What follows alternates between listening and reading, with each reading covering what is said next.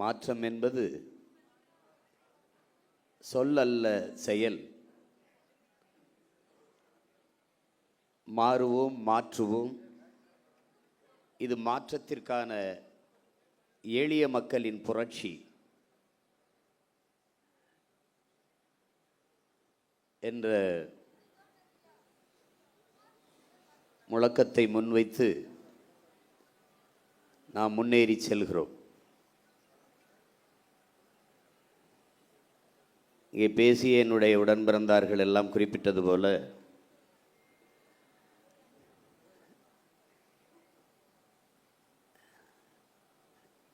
வெற்றி பெற்ற அரசியல் கட்சிகளை அதிகாரத்தில் இருப்பவர்களை நோக்கித்தான் எல்லோரும் சென்று சேர்வது வழக்கம். அல்ல, அவர்கள் சொல்வது போல ஒரு இடத்திலும் வெல்லவில்லை. நான் உட்பட யாரும் கட்டுத்தொகை கூட பெறவில்லை. ஆனாலும் இந்த இயக்கத்தை நோக்கி, இந்த களத்தை நோக்கி புதியவர்கள் 1000 பேருக்கு மேலாக வந்து இணைய வேண்டிய அவசியம் என்ன?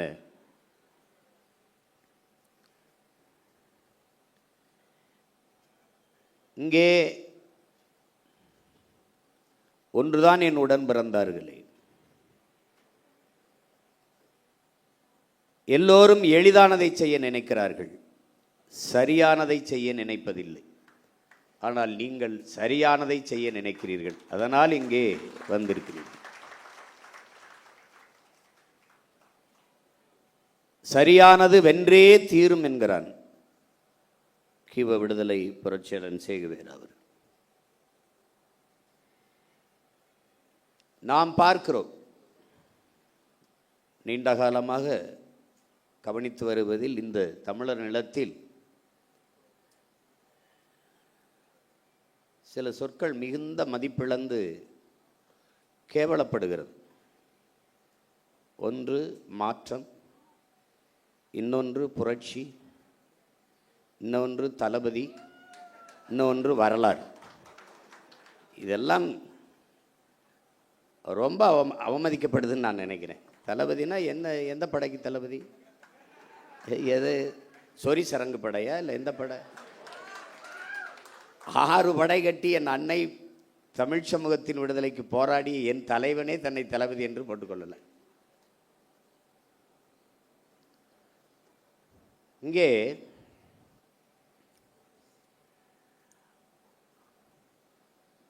எப்படி அரசியல் கட்டமைக்கப்பட்டிருக்கிறது என்பதை என் அன்பு உடன் பிறந்தார்கள், என் அருமை தம்பி தங்கைகள் புரிந்து கொள்ளும். முதல்ல நம்முடைய அரசியலை நீங்கள் புதிதாக வந்தவர்கள் உள்வாங்கிக் கொள்ளும்.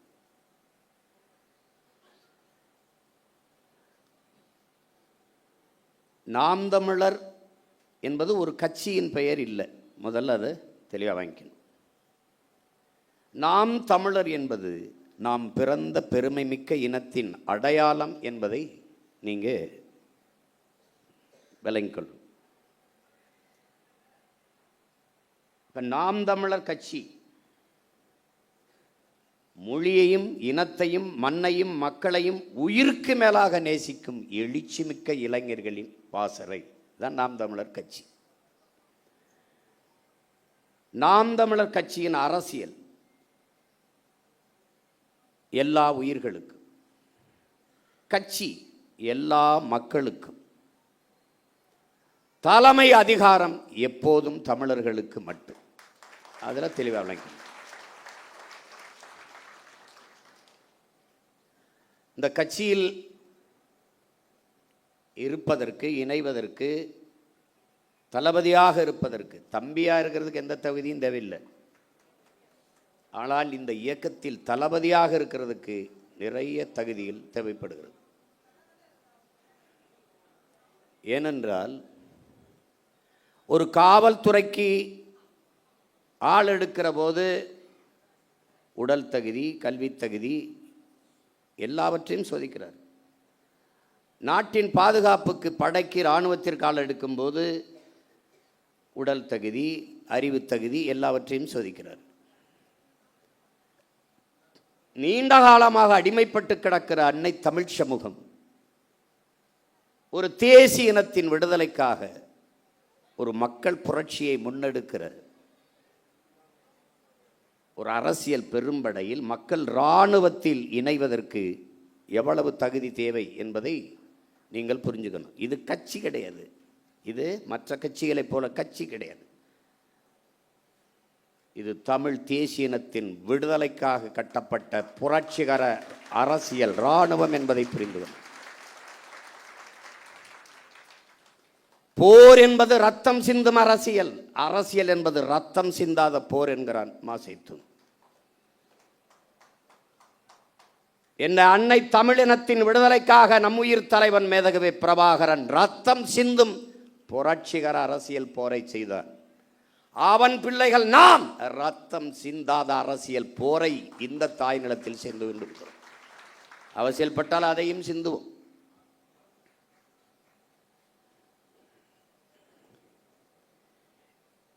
நாம் எப்பேடுபட்ட இனத்தின் மக்கள் என்பதை என் உயிரினும் மேலான என் உடன் பிறந்தார்கள், என் உயிரோடும் உணர்வோடும் கலந்து வாழ்கிற நீங்கள் புரிந்து கொள்ள வேண்டும்.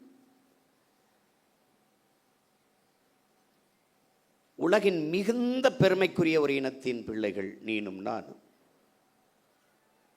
உலகின் முதல் மொழி தமிழ், முதல் மாந்தன் தமிழன். தமிழன் சொன்னால் அது தற்பெருமை.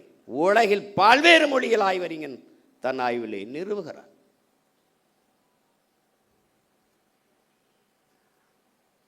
தன் தாய்மொழியிலே ஆகச் சிறந்த இலக்கியங்களை படிக்கக்கூடிய வாய்ப்பை பெற்ற ஒரு இனம் தமிழ் பேரினம். சீனர்கள், கிரேக்கர்கள் அவர்களையும் தாண்டி இந்த துணைக்கண்டத்திலே ஆகச் சிறந்த இலக்கியங்களை தங்கள் தாய்மொழியிலே படிக்கிற வாய்ப்பு பெற்ற இனம் தமிழினம்தான். ஒரு பெருமைமிக்க ஒரு இனத்தின் மகன் நீ. உன்னுடைய தாய்மொழி தமிழ். உன் மனச்சான்றுபடி உலகில் மாறுதலை ஏற்படுத்தி எல்லோரும் தன் மனச்சான்று வழி நடத்தியபடி நடந்தவன் தான் என்கிறார். உன் மனச்சான்றுபடி நீ நின்று பாய்சு. இந்த அரங்கை விட்டு வெளியேறுகிற போது நீ தமிழ்நாட்டின் தமிழ் தெருவை ஒரு தடவை திரும்பி பார். எங்கேயாவது உன் தாய்மொழி இருக்கிறதா, எழுதப்பட்டிருக்கிறதா? உன் தாய்மொழி சிதைந்து அழிந்து போனது அரை நூற்றாண்டுகளுக்குள்ளே. தமிழர் நாட்டில், தமிழர் ஏட்டில், தமிழர் நாக்கில் தமிழ் இல்லை. பேச வராது, எவனுக்கும் பேச வராது. நீ மீறி நல்ல தமிழிலே பேசினால் அவன் கேட்பான், நீ நாம் தமிழர் கட்சியான்னு கேட்பான். கேட்பான். நீ சரி அண்ணன் சொல்றதுக்காக நீ சோதிச்சோன்னா பாரு. இப்போ வழி கேட்குறாங்கன்னா, வழி ஐயா நீங்கள் நேராக செல்லுங்க, இடதுபுறம் திரும்புங்க, அங்கே ஒரு கோயில் வரும், அந்த கோயிலிருந்து அப்படி வலதுபுறம் திரும்புங்க, நேராக போங்க, அங்கே அந்த நீங்கள் கேட்குற முகவரி வருதுன்னு சொல்லு. அவன் நீ சீமாங்கட்சியில் இருக்க என்னப்பா, நாம் தான் கட்சியில் கேட்குறானா இல்லையா? ஏன்? உன் மொழி, உன் அடையாளம்.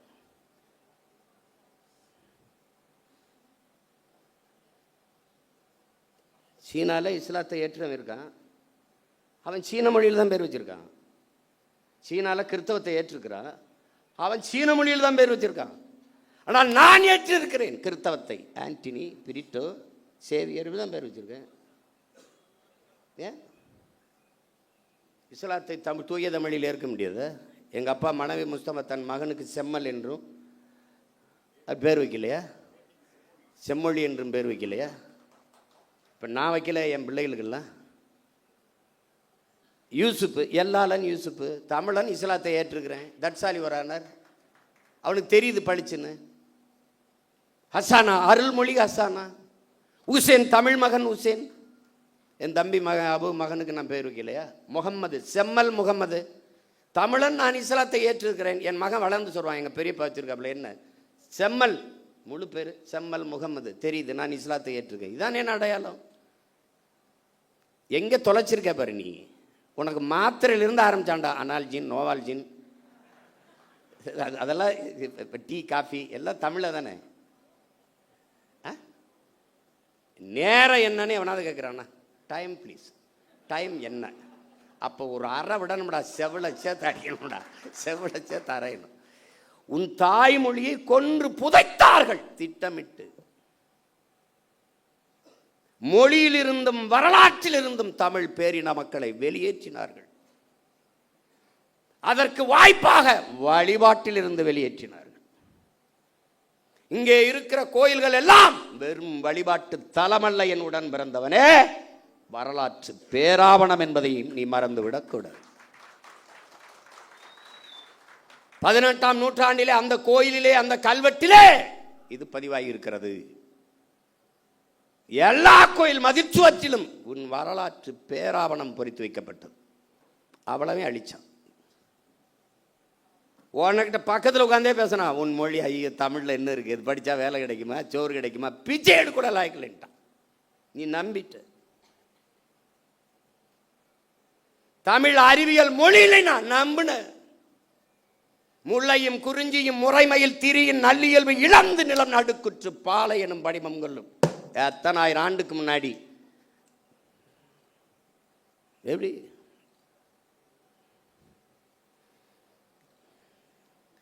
என்னடா நீ படிச்சிருக்க? பொழிப்புரை இல்லாமல் திருக்குறள் படி சொல்லிடுறா பார்ப்போம். சிலப்பதிகாரத்தை, கம்பராமாயணத்தை, மணிமேகலை, சிவகிசிந்தம் சொல்லிடு பார்ப்போம்.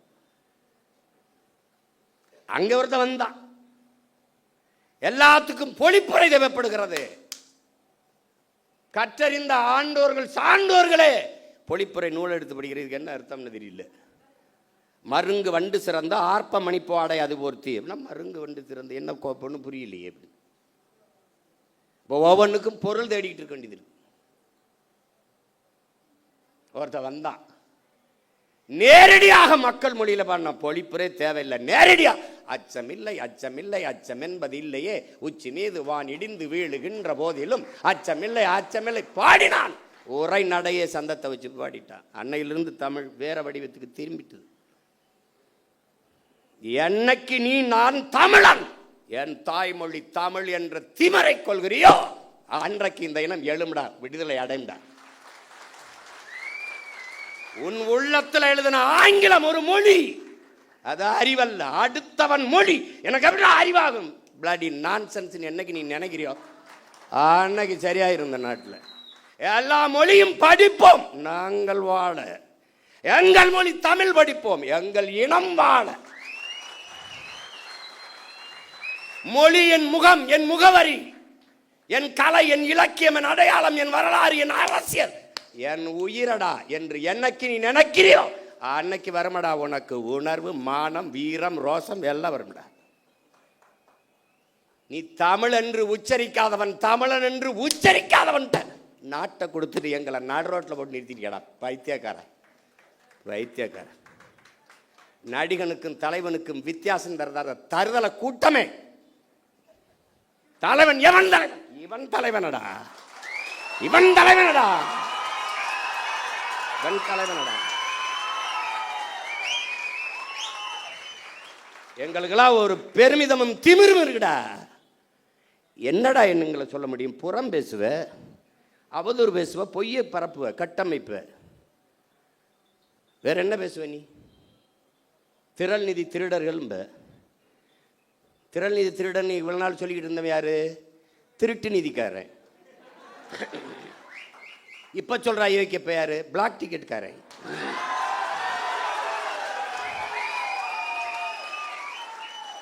கள்ளச்சந்தையில திரைப்படம் பார்க்கிற அனுமதி சீட்டை வித்த அயோக்கிய பைய எங்களை திறன் நிதி திருடங்கடா. அயோக்கிய பலட பிளடி நான்சென்ஸ். தம்பி, ஆட்டம் ஒரு மாறி மாறி தான் ஆடுவோம். இந்த ஆட்டம் உங்க கையில் இருக்கு. உங்க காலில் இருக்கிற பந்து ஒரு நாள் எங்கள் கால்களுக்கு வரும். பார்த்து ஆடணும், பார்த்து பேசணும். வாதத்தில் தோற்பவன் அவதூறை கையில் எடுப்பாங்கிறான் சாக்ரட்டிஸ். இவன் அறிவு கட்ட மேலவன். நம்ம கேள்விக்கு பதில் தானே சொல்லணும், சொல்ல தெரியாது. தெரியாதா? அவர் பொய்யா பேசுவார், ஒரு பொய் சொல்றார். திரள் நிதி, திரள் நிதி ஆமாடா, மக்கள் இயக்கம் மக்கள்கிட்ட தான்டா பெற முடியும். நீ வாக்கு என்ன நீயே வாடா குத்திக்கிட்ட? மக்கள்கிட்ட தானடா கேட்ட.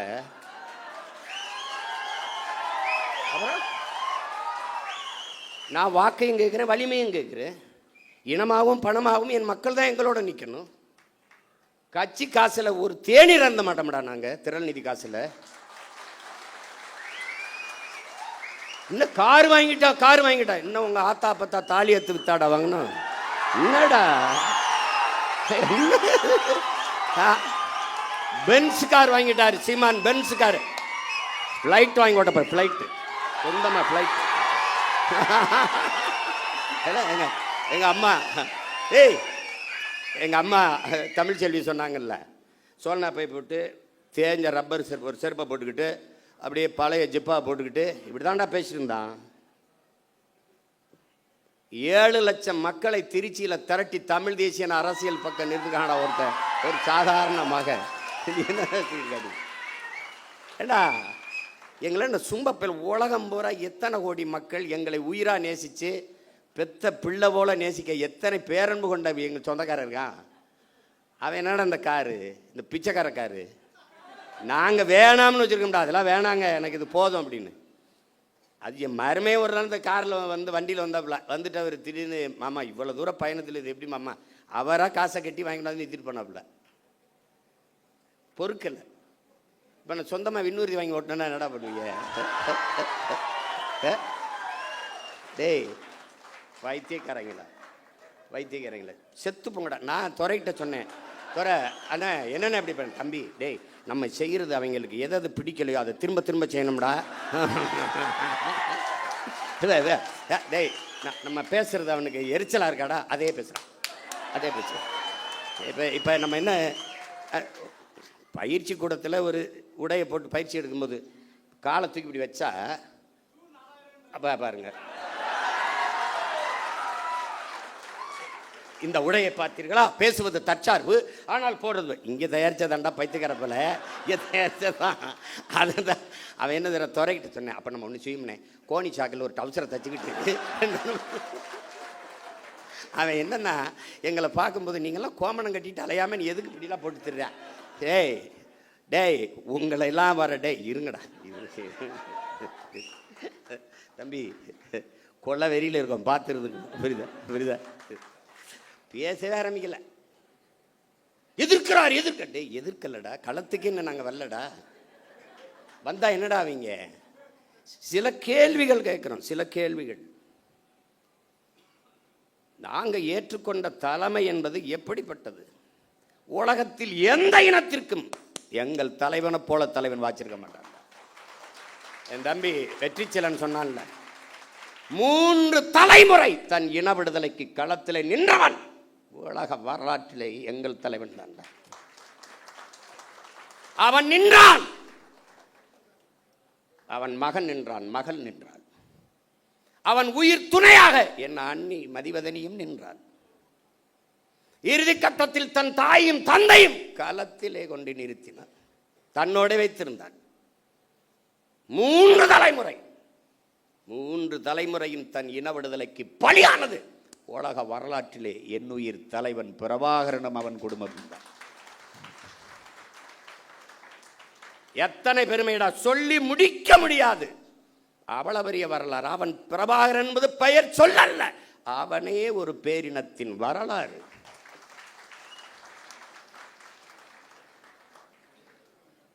அவன் நாங்கள் ஏற்றுக்கொண்டிருக்கிற தத்துவமாகவே வாழ்ந்தவன், கற்பித்தவன் அல்ல, வாழ்ந்தவன். அடிமை வாழ்வினும் உரிமை சாவு மேலானது. இது பன்னெடுங்காலமாக எம்மின முன்னோர்கள் வாழ்க்கையிலிருந்து எங்களுக்கு கற்றுத்தந்தது. உயிரை இழக்கலாம், உரிமையை இழக்கலாமா? ஏன்? உயிர் என்பது தனிப்பட்ட ஒருவனுக்கான இழப்பு, உரிமை இழப்பு ஒட்டுமொத்த தேசிய இனத்திற்கான இழப்பு. எனவே உயிரினும் மேலானது எமது உரிமை.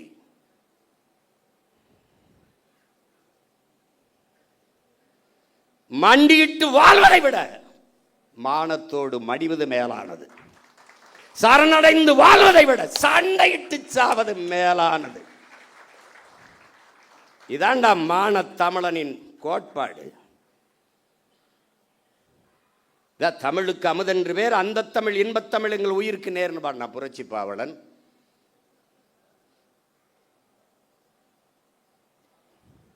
தமிழர் என்ற ஒரு இனம் உண்டு, தனித்தே அவருக்கு ஒரு குணம் உண்டுன்னா எங்களுடைய தாத்தன் நாமக்கல் கவிஞர் ராமலிங்கம் பிள்ளை. அன்பே அவரது மொழியாம், அமிழ்தம் அவரது மொழியாம், அன்பே அவரது வழியாம்னு வந்தான். அமிழ்தம்னு ஏன் சொல்றா? இவனும் சொல்றான் தமிழுக்கு அமுதென்று பேர், அமுதுக்கும் அமுதென்று பேர், ஆனால் தமிழுக்கும் அமுதென்று பேர். அமிழ்தம் அவரது மொழியாம், அன்பே அவரது வழியாம். அமிழ் தமிழ் தமிழ் தமிழ் தமிழ் தமிழ் தமிழ் தமிழ் தமிழ் தமிழ் தமிழ் என்று வேகமாக சொல்லிக்கொண்டே நீ போனால் அது தமிழ் தமிழ் தமிழ் என்று கேட்கும். தமிழ் தமிழ் தமிழ் தமிழ் என்று வேகமாக சொல்லிக்கொண்டே போனால் அது அமிழ் அமிழ்து அமிழ்து அமிழ்து என்று கேட்கும். அதனால் தமிழுக்கும் அமுதென்று பேர். தமிழர் என்ற ஒரு இனம் உண்டு, தனித்தே அவருக்கு ஒரு குணம் உண்டுன்னா அதோட நிறுத்திட்டான் அவன். ஒருத்தன் வந்தா தமிழர் என்ற ஒரு இனம் உண்டு, தனித்தே அவருக்கு ஒரு குணம் உண்டு, மானமும் வீரமும் அவருக்கு உயிர் என்று உலகத்திற்கு காட்டியவன் நம் உயிர் தலைவன் மேதகுவே பிரபாகரன் அவர்கள். என்ன பெருமைடா உனக்கு இல்ல? யாரா நீ? தமிழன் பெருமைக்குரியவன். காரணம் தமிழ் பெருங்குடியில் பிறந்ததனாலேயே தமிழன் பெருமைக்குரியவன். நம் புரட்சி பாவலன். நீ யாரா? நீ தமிழன். நான் தமிழன், நீ தமிழன். அந்த திமிரும் நிமிர்வும் வந்து விட்டால் நம்மளை ஒரு பய வீழ்த்த முடியாது. ஏன் போட்டோம், எதுக்கு போட்டோம், வேட்பாளர் எவன் படிச்சிருக்கானா, யாரு இவரா நம்ம ஒரு எம்எல்ஏ அவருக்கே தெரியல. இவர் சீட்டு கொடுத்தோமா, ஜெயிச்சாரா, இவர் மந்திரியா, என்ன செய்யறதுன்னு தெரியல.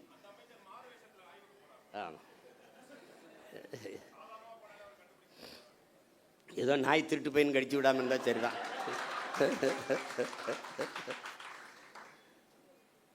நமக்கு ஒரு கனவு இருக்கிறது, நம் தலைவர் நமக்கு கையளித்த பெருங்கனவு இருக்கிறது. நம்முடைய முன்னோர்கள் தூக்கி சுமந்த கனவு நம் தலைவர் கையில். நம் தலைவனும் பல்லாயிரக்கணக்கான நமது மாவீரர்களும் சுமந்த கனவு இன்று நமது கைகள். களம் வேறு, காலம் வேறு, கனவு ஒன்றுதான். தம்பி வெற்றிச்செலன் சொன்னது போல நான் முன்வைத்ததுதான், இலக்கு ஒன்றுதான், நம் இனத்தின் விடுதலை.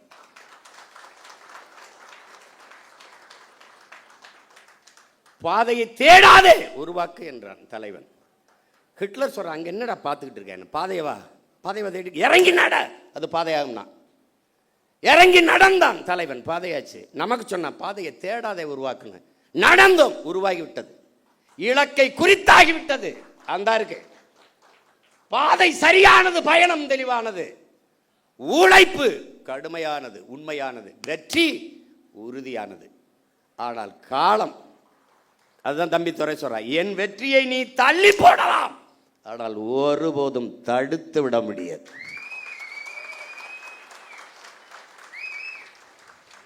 ஜஸ்ட் டிலே, அவ்வளவுதான். நீ ஒண்ணுமே செய்ய முடியாது. ஏன்னா நானா வந்தவன் இல்லை, உங்களை மாதிரி ஆசைப்பட்டு முதலமைச்சராக வந்தவன் இல்லை. நான் காலம் என்னை இறக்கி விட்டுச்சு. நான் படம் எடுத்து பிழைக்கு தான் வந்தேன், அதான் செஞ்சுக்கிட்டு இருந்தேன். என்னை தள்ளி விட்டுச்சு. யாரா என்னை தள்ளி விட்டதுன்னு என்ன, ஒரு தடவை கிணத்துக்குள்ள குச்சி கேப்பாரில் அந்த மாதிரி என்னை தள்ளி விட்டது. நான் என் வீட்டு வாளி விழுந்துருச்சு, நான் கிணத்துக்குள்ளே குதித்தேன். மூழ்கி போகும்போது தான் என் பரம்பரையே உள்ளே கிடக்குன்னு தெரிஞ்சு அப்புறம் இந்த வேலையை நான் செய்ய வேண்டியது வந்துச்சு. உனக்கு புரியுதுன்னு நினைக்கிறேன். அதனால் இது நான் விரும்பி வந்தது அல்ல, காலம் எனக்கு கையளித்த கடமை. வரலாறு எனக்கு வார்த்து கொடுத்த மாபெரும் பொறுப்பு.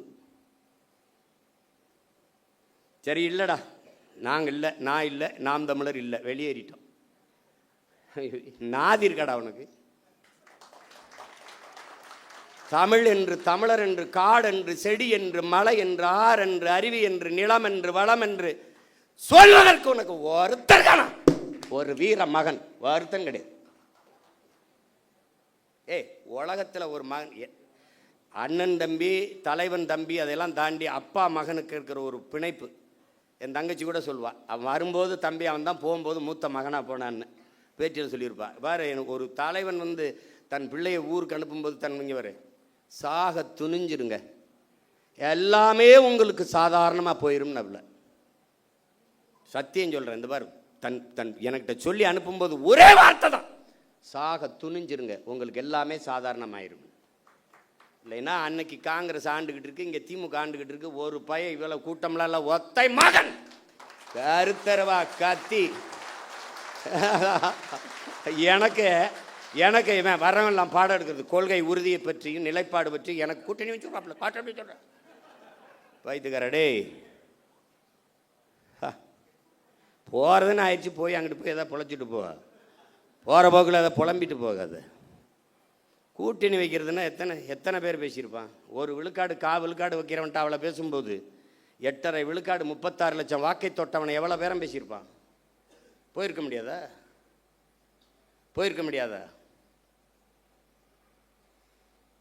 இனமானத்திற்காக போராட வந்த பிள்ளைகள் நாங்கள், ஆனால் தன்மானத்தை இழந்து விட்டு போராட மாட்டோம்.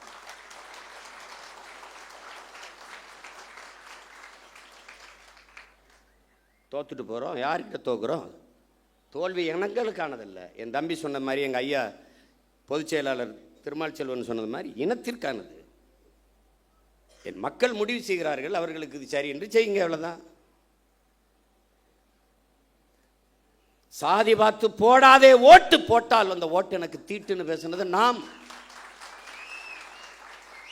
புறக்கணிக்கப்பட்ட ஒதுக்கப்பட்ட ஆதி தமிழ் சமூக மக்களுக்கு தேடி தேடி தேர்தல் நிற்க வாய்ப்பு கொடுத்தது நாம். ஆதி தமிழ் குடிகளுக்கு 16 22 தொகுதி பொது தொகுதியிலே நிறுத்தினது நாம். 21 16 தொகுதிகளை தேர்வு செய்து பொது தொகுதியிலே நிறுத்தினது நாம். பிறகு இந்த போது எல்லாருக்கும் நாவிதர், குயவர், வண்ணார், இது இந்த மாதிரி பழங்குடி மக்கள், ஷெட்யூல் ட்ரைப், இந்த மாதிரி இவங்களுக்கெல்லாம் கொடுக்க வேண்டியதுனால, தச்சர், இவங்களுக்கெல்லாம் நிராகரிக்கப்பட்ட தமிழ் சமூகம் ஒரு தடவை கூட அவன் வென்றதில்லை. எவ்வளோ பெரிய வரலாற்றில் எவ்வளோ பெரிய துயரம் பாரு. இவன் சோசியலிசம் வா, கம்யூனிசம் வா, ரெவல்யூஷன் வா, அது வா, ஒன்றும் கிடையாது, ஒருத்தனும் செய்யலை. அதனால் இந்த வாட்டி 8 இடம் கொடுத்தோம். ஆனால் நாங்கள் சாதியை ஒழிச்சு விட்டோம். எங்கே சாதியை ஒழிச்சு? மாண்புமிகு தமிழக முதல்வர் ஜோசப் விஜய் அவர்கள் இத்தனை தொகுதி தமிழ்நாட்டில் இருக்கும்போது பெரம்பூரில் ஏன் நின்றார்? ஊடகங்களை துண்டிக்காமல் போடணும். வேலை நீங்கள் நல்லது எதையும் கொண்டு வரதுலேயும் நீங்கள் சத்தியம் பண்ணியிருக்கீங்க. நாங்கள் நல்லதை தவிர எதையும் பேசுகிறதுலேயும் நாங்கள் சத்தியம் பண்ணியிருக்கோம். ஆட்சி எப்படி நடத்துவோம்னு படமாக போட்டு காட்டினேன், ஒரு துளி காட்சியே போடலை. ஏன்? அவங்களுக்கு நல்ல ஆட்சி வருவதோ நல்ல அரசியல் அமைவதோ அவங்களுக்கு விருப்பம் கிடையாது. நீங்கள் போடணும், நான் கேள்வி எழுப்புகிறேன். சட்டமன்றத்திலேருந்து அங்கே எழுப்பியிருப்பேன், இப்போ இல்லை. இந்த அரங்கத்தில் இத்தனை ஆயிரம் மக்களுக்கு இடையில் எழுப்புகிறேன், என் தம்பி தங்கைகளுக்கு இடையில். பெரம்பூரில் ஏன் நின்றீர்கள்? நீங்கள் சொல்கிறீங்களா இல்லை உங்கள் கட்சிக்காரங்க சொல்லுவார், நான் சொல்லுவேன்? இத்தனை தொகுதி இருக்கும்போது திருச்சி கிழக்கை தேடி போய் ஏன் நின்றீர்கள்? பெரம்பூரில் மதம், திருச்சி கிழக்கில் சாதியும் மதம். நீங்க என்ன பேசுறீங்க? சாதியை ஒழித்து விட்டேன். உங்களை ஒழிக்காம எப்படி சாதி மதத்தை ஒழிக்க முடியும்?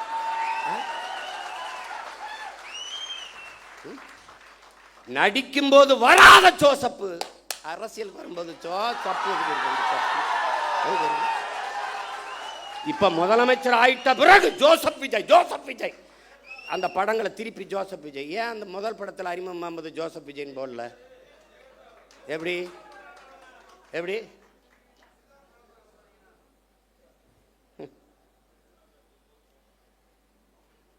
ஊழலஞ்சத்தை ஒழிச்சு விட்டான். எங்கிட்ட ஒழிச்சிய? என் தம்பி மதுரமுத்து மதுவை ஒழிச்ச மாதிரியா? நீங்க முதலமைச்சராக நான் என்னங்க பண்ணுவீங்க? மதுவை ஒழிச்சிருவேன்.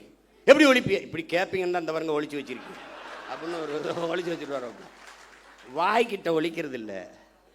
இவங்க பண்ற சேட்டை பாருங்களேன். போதைப் பொருள் ஒழிப்புக்கு ஒரு விழிப்புணர்வு தொடர் ஓட்டம்.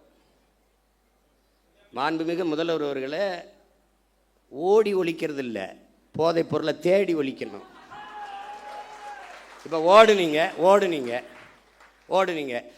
மாநாடு 3 கிலோமீட்டர் ஓடுகிற ஒரே முதலமைச்சர் 12 கிலோமீட்டர் ஓடுவேன். ஓட விட என்னோட டேய், என் தம்பி பாலாட்ட கேளு. எல்லாரும் ஒய்எம்சிக்குள்ளே ஓடுறான், ஒய்எம்சி சுற்றி ஓடுறான்டா கருவா பையன்மா. அப்படி போய் கேளுங்க. ஏய், இதெல்லாம் ஒரு பெருமை. போதைப்பொருளை ஒளிஞ்சிருச்சா? நீங்கள் ஒளிஞ்சிருச்சா? போதை என்பதற்கான வரையறை என்ன? மாண்புமிகு முதல்வர் அவர் ஜோசப் விஜய் அவர் இல்லை. போதை என்பது போதைப் பொருளுக்கானது என்ன? திடப்போதை. கொக்கைன், கஞ்சா, அபின், மெத்தப்பட்டமேன், அப்புறம் வேறு என்ன இருக்குது? அபின், குட்கா, இதெல்லாம் தான் போதைப் பொருள் நினச்சிக்கிட்டு இருக்கீங்க.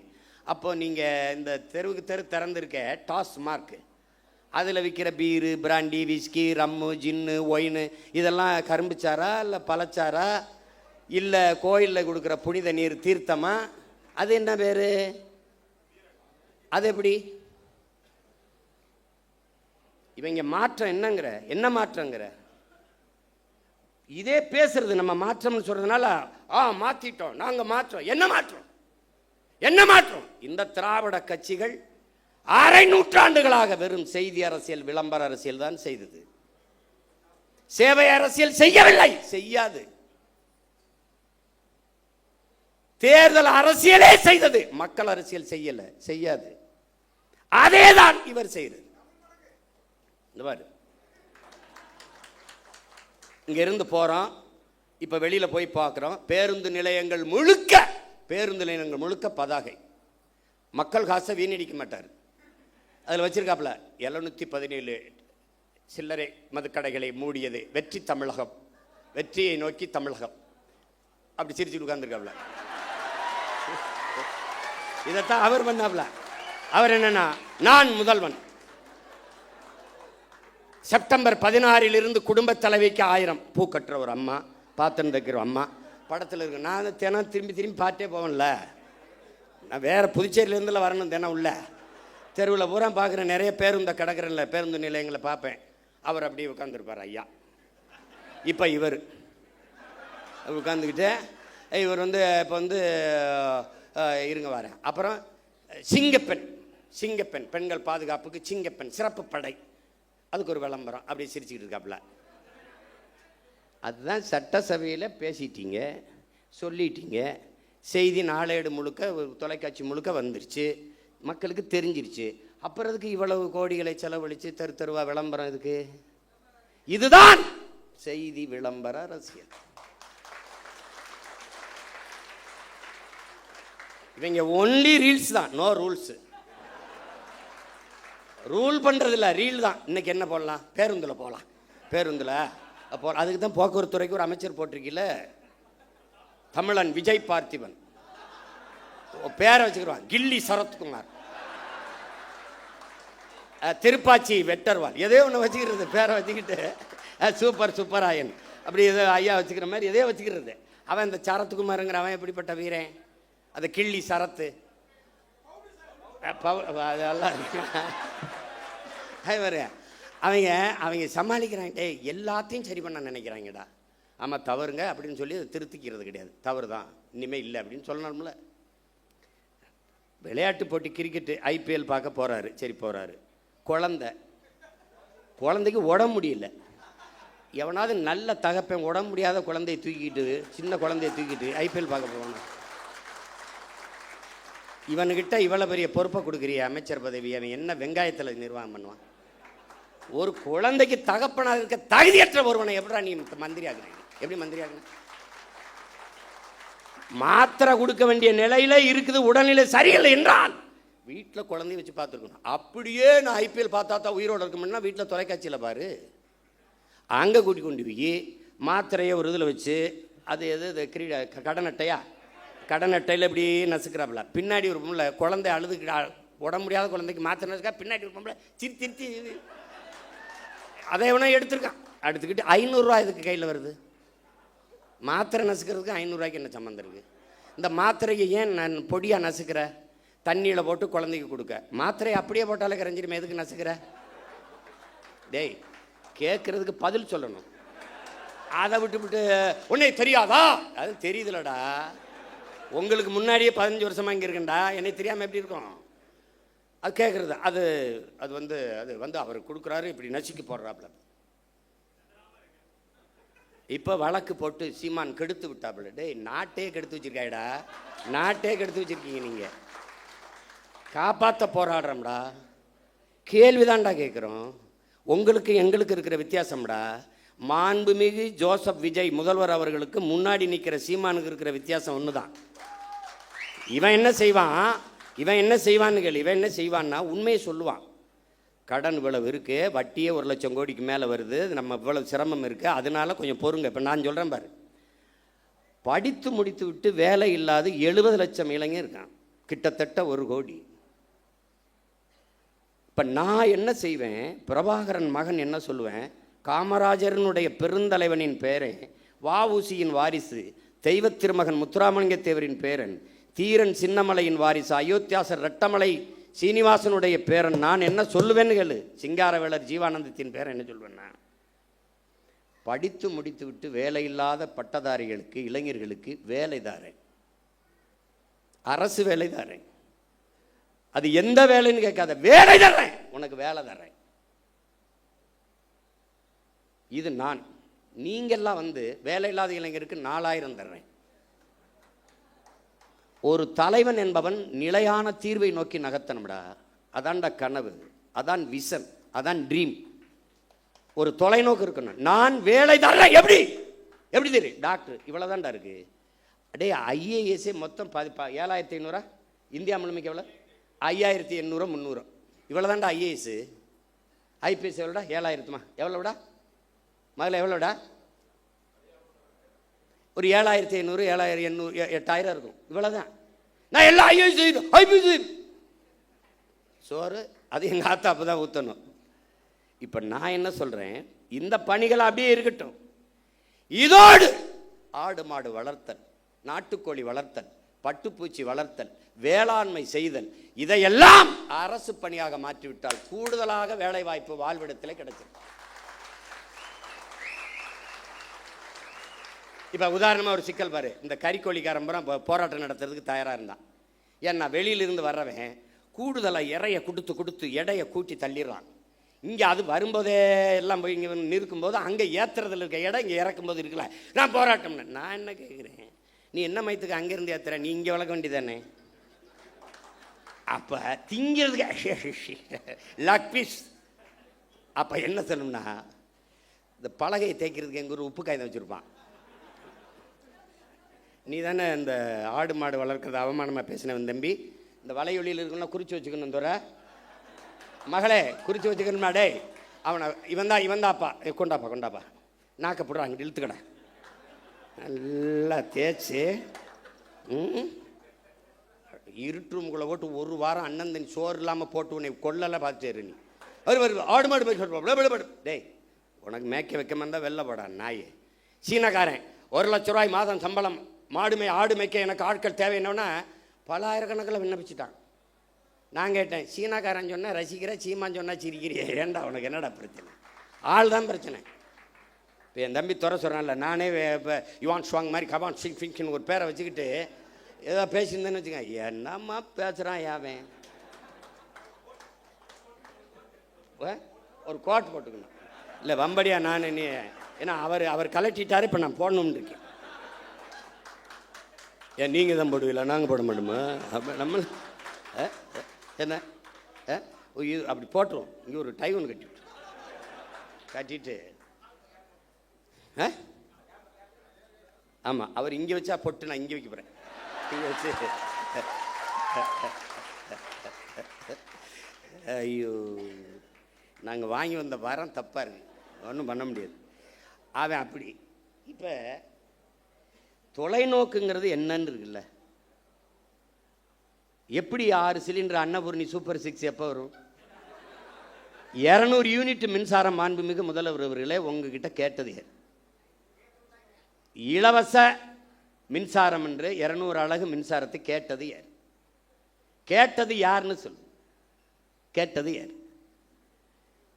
யார்? ஒரு யூனிட் மின்சாரம் 5 ரூபா 50 காசுனா நீங்கள் ஒரு 3 ரூபாய்க்கு கொடுங்க மக்களுக்கு. கட்டுமான இவ்வளவு குறைச்சி கொடுக்குறேன் அப்படி சொல்லுங்க. இதில் இழக்கிற பணத்தை எப்படி ஈடுகட்டுவீங்க?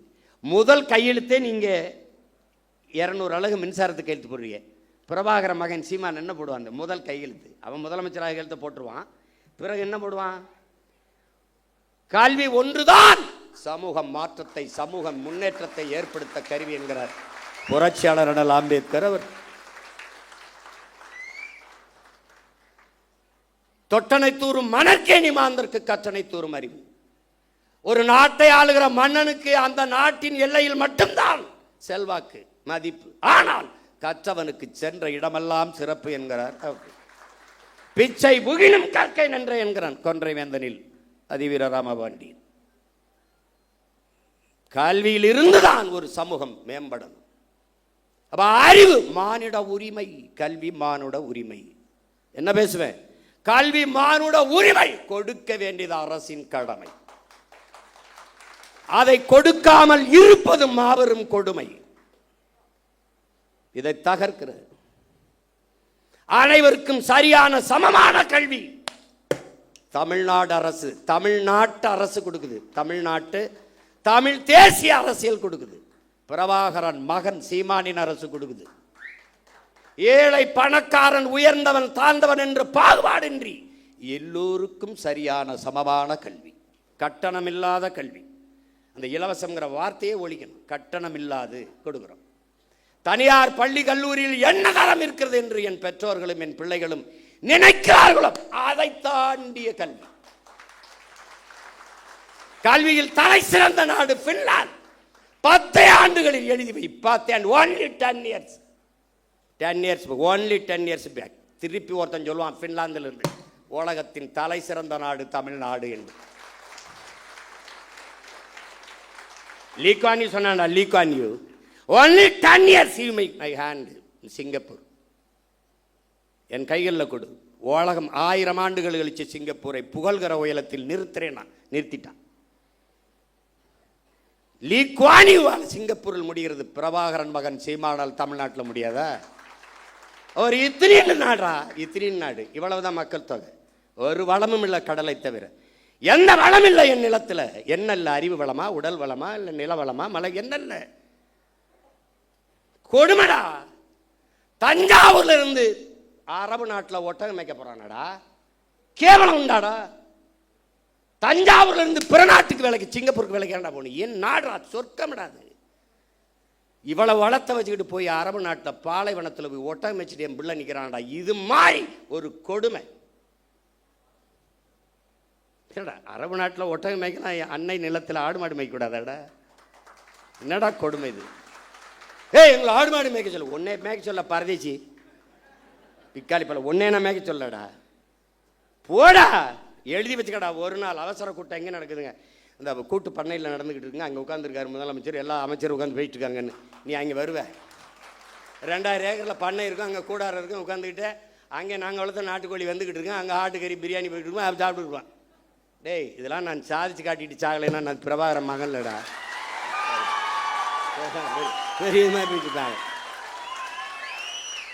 ஓடுவண்ணா கையெழுத்து. பெற்றுக் கொடுங்கள் பிள்ளைகளை. கற்றுக் கொடுக்கிறோம் நாங்கள். பிள்ளைகள் உங்கள் வீட்டின் செல்வங்கள் அல்ல, தமிழ் தேசிய நாட்டின் செல்வங்கள். முடிஞ்சு. நீ பெத்துட்டியா 3 வயசுல ஒப்படைச்சிட்டு வெளியேறிடணும். பிள்ளைக்கும் அரசுக்குமானது. நான் கேட்பேன், என்ன படிக்கிற ஐயா? ஐயா நான் வந்து டாக்டர் போயா. ஐயா நான் இன்ஜினியர் போயா. ஐயா எனக்கு பாடுறது பிடிக்கும் பாடியா. ஐயா எனக்கு ஓடுறது பிடிக்கும் ஓடியா. அதுக்குன்னு வரக்கூடாது, தொலைச்சி போடுவேன் உன்னை. ₹1 கல்வி கிடையாது. தொடக்க கல்வி முதல் ஆராய்ச்சி கல்வி வரை என் பிள்ளைக்கு தரமான கல்வி, ₹1 கட்டணம் இல்லாமல். அப்படி போட்டியலா கையெழுத்து? 200 அலகு மின்சாரம் இலவசம்னு கையெழுத்து போட்டு ₹1000 கட்டினவன் 4000 கட்டிட்டு வீட்டில் அழுதுகிட்டு இருக்கான். இப்போ வலைவலி திருப்பினா 7000 கட்டின 17000 வந்துருக்கு. இதில் வீட்டில் 5 மணி நேரம் 6 மணி நேரம் மின்சாரம் இருக்குது, அதுக்கே இவ்வளோ கட்டணும். நம்ம வீட்டிலலாம் அந்த மின் ஊக்கி வச்சு ஓட்டிக்கிட்டு இருக்கோம், கடப்படான்னு ஓட்டிக்கிட்டு இருக்குது. காலக்கொடுமை, காலக்கொடுமை. ஏதோ நடந்து போச்சு. எங்கள் ஊரில் சொல்லுவான், பிச்சை எடுக்கிற மாதிரி கனவு கண்டா பெருமையாக ஒருத்தட்டையும் சொல்ல முடியாது லட்சியமா அப்படின்னு. இவங்க போட்டாங்க. இப்போ இன்னும் கொஞ்ச நாள் கழித்து நாங்கள்லாம் டிவி கேக்கு போட்டோம், விசிலுக்கு போட்டோம்னு எவனும் சொல்ல மாட்டான். விசிலை முழுங்கினவன் எப்படி இருப்பான்? முழி. இப்போ நம்ம பயிலுக ஐயோ இங்கே வீடு அடிக்கிறான் அப்படிலாம் அல்லாதீங்க, விசில் அடிக்க சரியாயிரும். அப்போ வைத்தியகர பிள்ளை இது கரூரில் உங்களுக்கு மனிதாபிமானம் இருக்கா? நீங்கள் இருக்கு. டேய், மனிதாபிமானத்தின் மொத்த உருவம்டா நாங்கள். எங்களை பார்த்து பேசாதரா. கேட்குற கேள்விக்கு பதில் சொல்லு.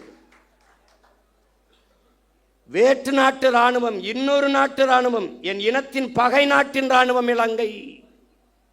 அந்த இராணுவத்தால் 850 பேர் இந்த நாட்டின் குடிமகன், இந்திய நாட்டின் குடிமகன், சிட்டிசன் ஆஃப் இந்தியா, தமிழ் தேசியனத்தின் மகன் மகள். ஒரு பழக்கத்தை நீங்க கத்துக்கணும்.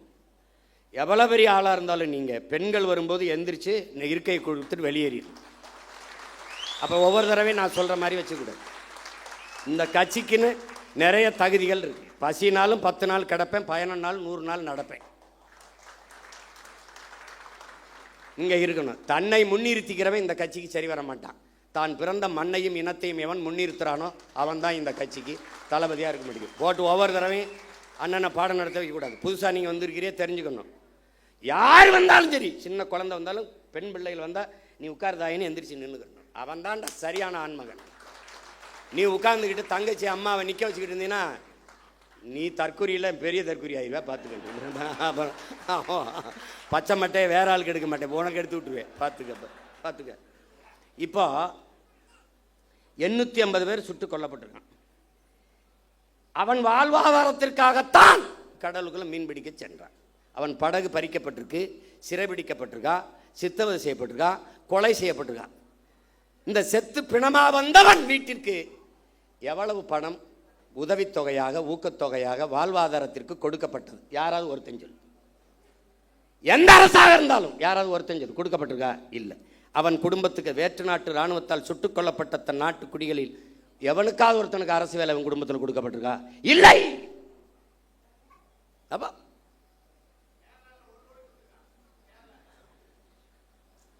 இங்க பேசு. ஏதாவது கொடுக்கப்பட்டிருக்கா? இல்லை. பெரும் வெள்ளத்தில் இதே தலைநகரில் பல குடும்பங்கள் செத்து மிதந்திருக்கு, பல பேர் உயிரற்று உடல் மிதந்து போயிருக்கு. அந்த குடும்பங்கள்லாம் இவ்வளவு ஒரு பேரிழப்பை சந்திரிச்சுக்காங்கன்னு அரசு பண்ணி கொடுக்கப்பட்டிருக்கா? இல்லை. எப்படிப்பட்ட ஆட்சி நகர்வு, எவ்வளவு கேவலமான ஆட்சி நகர். இந்த மண்ணை மக்களை பேரன்பு கொண்டு காதலிக்கிற எவனும் இந்த செயலை எதிர்ப்பான்டா. சீமான் அவன் தம்பி தங்கச்சியிலடா, எவனும் நாட்டை நேசிக்கிற எவனும் எதிர்ப்பான். கள்ளச்சாராயம் குடிச்சு செத்தவனுக்கு எதுக்குடா 10 லட்சம் கொடுத்தீங்க? எது கொடுத்திய?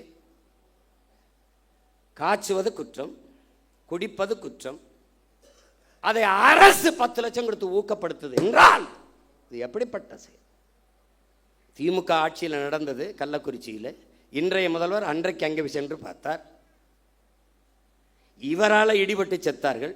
அன்றைய முதல்வர் அன்று செத்தார், இன்றைய முதல்வர் திசைக்கே போல திரும்பித்தார். எப்படி நகர்த்துற நீ?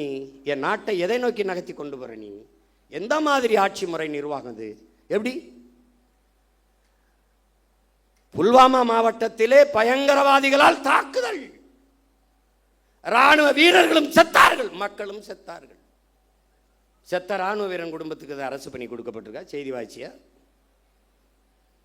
செத்து போன மக்களில் அந்த குடும்பத்தில் எவனுக்கு அதை அரசு பண்ணி கொடுத்துருக்கா? பாத்தியா? பார்த்திருக்க? பகல்காமில் செத்தானே, அவனுக்கு அதாவது அரசு பண்ணி இல்லை ஊக்கத்தொகை, உதவித்தொகை கொடுக்கப்பட்டிருக்கா? நாட்டின் பாதுகாப்புக்கு சென்று இராணுவத்தில் சேர்ந்து பணியாற்றி செத்து உயிரற்ற உடலாக இந்த மண்ணுக்கு திரும்பி வந்தவன் வீட்டிற்கு எத்தனை லட்ச ரூபாய்களை இந்த அரசுகள் கொடுத்திருக்கு ஊக்கத்தொகை அல்லது வாழ்நாள் உதவித்தொகை? சொல்லு.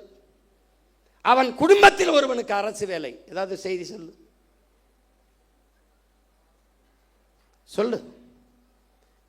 அரசு விழா அல்லது சுதந்திர தின விழா அல்லது ஒரு பெரிய அரசு நிகழ்வு, ஒரு பட்டமளிப்பு விழாவிலே நெரிசலில் சிக்கிட்டாங்க, அந்த குடும்பங்கள் இழந்துருச்சு தெரியாம. அப்படி ஒரு விபத்து இல்லையே இது.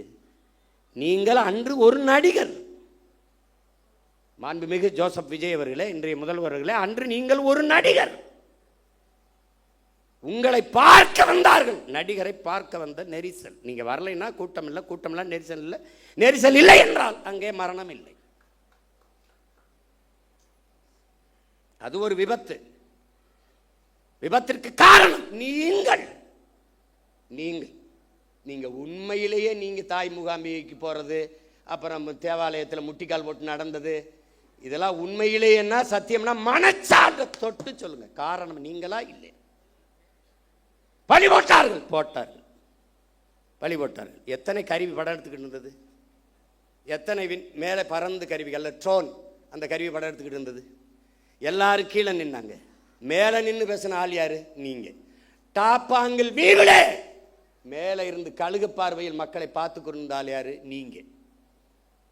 அப்போ எவன் அங்கே ஒரு இடத்துல 10 பேர் புகுந்தா அந்த இடத்துல சலசலப்பு ஏற்படுமே. அப்போ நீங்கள் ஏன் நிறுத்தலை பேச்ச? அங்கே என்னன்னு பாருங்க. நீ ஏன் சொல்லலை? ஏன் சொல்லலை? பாதி பேசிட்டு முங்குது காதுக்குள்ள வந்து இன்றைய பொதுப்பணித்துறை அமைச்சர் மாண்புமிகு ஆதவ அர்ஜுனா அவர்கள் உங்கள் காதுக்குள்ள வந்து சொன்னார். என்ன சொன்னார்? ஒரு தடவை எங்களுக்கு சொல்லுங்க. 3 முறை இந்திய புலனாய்வுத்துறை உங்களை வர சொல்லி விசாரிச்சிருக்கு. விசாரிச்சிச்சுல்ல? அதுக்கிட்ட கேட்க முடியாது என்ன கேள்வி கேட்டால் என்ன பதில் சொன்னார்னு. நீங்கள் சொல்லுங்க. என்ன கேள்வியை முன்வைத்தார்கள்? நீங்கள் சொன்ன பதில் என்ன? எங்களுக்கு சொல்லுங்க. எங்களுக்கு சொல்லுங்க. பழி போட்டார்கள். ஆமாம் போட்டார்கள். இப்போ அதிகாரம் யார்கிட்ட இருக்கு? உங்ககிட்ட. காவல்துறை யார்கிட்ட இருக்கு? உங்ககிட்ட. சிபிசிடி சிறப்பு விசாரணை பிரிவு உங்ககிட்ட. உளவுத்துறை யார்கிட்ட? உங்ககிட்ட. போடுங்க ஒரு விசாரணை குழுவை, கண்டுபிடிங்க. இதான் நடந்தது. சொல்லுங்க சொல்லுங்க. அதை விட்ட நீங்க 20 லட்சம் ரூபா கொடுத்தீங்க. இன்னும் கூட 20 லட்சம் கொடுங்க. வேணாம்னு சொன்னா எங்களை அப்புறம் பேசுங்க. நீங்க தான் உச்சத்தை விட்டு 200 கோடி விட்டு. அப்போ அவ்வளவு காசு வச்சிருக்க நீங்க இன்னொரு 20 கோடி 10 கோடி எடுத்து எல்லாருக்கும் ஆளுக்கு 1 கோடியை கொடுங்க. நாங்கள் கேட்கல. கொடுங்க கொடுங்க. கள்ளச்சந்தையில் டிக்கெட் விற்ற காசுலாம் இருக்குல்ல, எடுத்து கொடுங்க. நாங்கள் வேணான்னு சொல்கிறோமா? வேலை கொடு. உங்களுடைய நிதித்துறை அமைச்சர் மரிய வில்சன் அவர்கள் பனிமலர் கல்லூரி வச்சுருக்காரு, அதில் வேலை போட்டு கொடு. நாங்கள் வாழ்த்துறோம். துரை நீ வாழ்த்து பேசுகிறா. நாங்கள் ஒரு எல்லாம் நம்ம பிள்ளைகளை மகளை எல்லோரும் வாழ்த்து பேசுங்க. நான் ஒரு பொதுக்கூட்டம் போட்டு வாழ்த்துறேன். கொடுக்க சொல்லு. பொதுப்பணித்துறை அமைச்சர் வந்து ஒன்று வச்சுருக்காரு, அரைஸ்ன்ட்டு மைக்ரோ ஃபினான்ஸ், அதில் கொடு. வாய்ஸ் ஆஃப் காமனில் கொடு. நீங்கள் விஜய் வித்தியாசரம்னு ஒரு பள்ளிக்கூடம் வச்சுருக்கீங்க, அதில் வீட்டுக்கு ஒரு வேலையை கொடு. நாங்கள் கேட்டால் சொல். நாங்கள் உங்கள் ஃபோட்டோவுக்கு கும்பிட்டு கூட நாங்கள் நன்றி சொல்கிறோம். ஒன்று போடுங்க. அரசு என்றால் என்ன? முதல்ல அரசு என்றால் என்ன? எதுக்காக அவர்களுக்கு அரசு வேலை கொடுக்குறீங்க? முதலமைச்சர் ஆகிட்டே கொடுக்குறீங்க. முதலமைச்சர் ஆகலை. ஒரு வேளை முதலமைச்சர் ஆகலை, என்ன பண்ணியிருப்பீங்க? அரசு வேலை கொடுத்துருப்பீல்ல?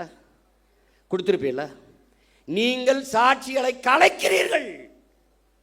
குற்றத்தில் நேரடியாக சம்பந்தப்பட்ட பாதிக்கப்பட்டவர்களை நீங்கள் விலை கொடுத்து வாங்குகிறீர்கள். நாளைக்கு என்ன விசாரணை நடக்கும்? நான் ஆட்சிக்கு வந்துட்டேன். விசாரிக்கும் போது இவனுக்கு பூரா நீ காசை கொடுத்து வேலையை கொடுத்து நான் என்ன பண்ணுவேன்? அவர் மாதிரி உண்டா சாமி, அவரோ அப்படி சாமி. ஒரு நேர்மையாளனா நீங்கள் நடந்துக்கணும். நேர்மையாளனா கூடு, வேலை கொடு. நீதிபதியே சொல்கிறாங்க பாருங்க, மாண்புமிக்க நீதி என்ன சொல்லுதுன்னா, அவர்களுக்கு ஒரு சுய தொழிலை கொடுங்க. ஒரு கடை வச்சு கொடுங்க. 10 ஆடு மாடை வாங்கி கொடுங்க. ஒரு தையல் கடையை வச்சு கொடுங்க. அவர்களுக்கு என்ன தொழில் வருமோ அதுக்கு நீங்கள் தனிப்பட்ட முறையில் உங்கள் கட்சி நிதியிலையோ இதுலேயோ நீங்கள் கொடுங்க. உங்களை சுற்றி தான் பெரிய செல்வந்தர்களாக இருக்காங்களா, அவங்கள கையை காட்டிவிடுங்க. விஷ்ணு ரெட்டி, இன்னும் பல ரெட்டி இருக்கான். யாருப்பா? சுஜித் ரெட்டியா? இதெல்லாம் சுஜாய் ரெட்டி. அவங்கெல்லாம் தமிழ்நாட்டுக்கு சேவை செய்ய ரொம்ப வெங்கடாசலத்திட்ட வேண்டி வந்தவங்க. தெரியுமா தெரியாதா?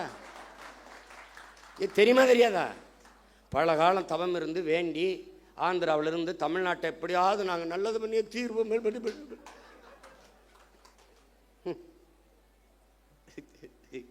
ஐயோ கொடுமை.